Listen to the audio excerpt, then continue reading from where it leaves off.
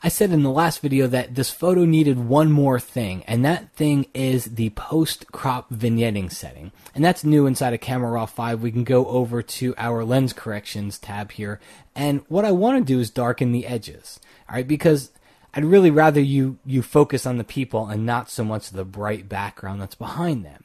Now, we used to be able to do this with lens vignetting. All right, you can see here if I crank up lens vignetting, it does darken the edges and I can increase that midpoint. And it does a good job if I hit my preview before and then after. It does an okay job at this, and this is what everybody used, even though lens vignetting is really there to fix a lens problem, which you'd normally come in here. If you had a vignetted photo, you could come in and drag this over to the right and you can make the edges brighter. Okay, but that's not what we want to do here. A lot of people started using this as a special effect. The problem with it is that if I were to crop this photo, right, the darkening does not follow.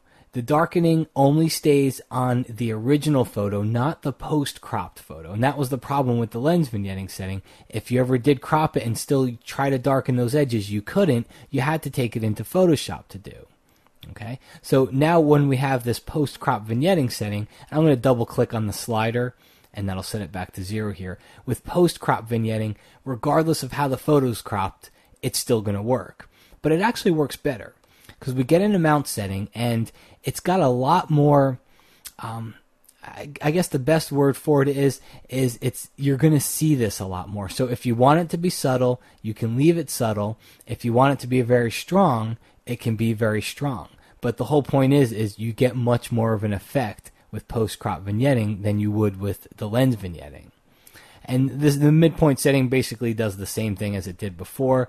It encroaches in toward the center more, or it pulls your vignetting out or your darkening out toward the edges more. And then we get 2 new sliders with this, and that's what I like the most about it because I find I use these sliders, actually. I don't even use midpoint too much. What I like about the sliders is the roundness one lets me pull the darkening out toward the edge more, and it lets me fit it to the photo more. So if I bring this all the way to the left, and I'm going to increase my amount setting just so you can see, it's almost like it's like a rounded rectangle around the photo.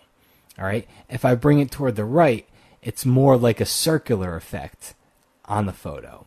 Okay, so what I'm going to do here, and what I want to do, is bring it out more because I don't want the amount up so high, so I'm going to bring that down. But I do want to bring it out more because I don't want it to encroach so much into her face and into her head here. So for me, that's a good setting. I don't need it that much. I can take it in a little bit further. But that'll keep it from encroaching into her face here and darkening that part of her forehead. And then I follow this up with the feather setting. In the middle here, it's showing me that I can see the edges. And that's the last thing that I want. I don't want people to be able to tell that I darken the edges in this photo. I want it to be a very subtle change. So that's why you don't want to leave this in the middle here at the default. If you bring it toward the left, you're going to get a very, very spotlight kind of effect with it. And if you bring it toward the right, you can start to feather those edges or basically make them softer. Okay, and I drag it over until I really can't see a definable edge on my lens vignetting here, or my vignetting. I don't want to be able to see that definable edge. I want it to be a very subtle, smooth transition. So I'll drag that feather setting over. All right, so take a look at our preview here, before and then after. So I think it's a nice effect. In fact, one of the things that you can do with it is go over to your presets panel and turn it into a preset.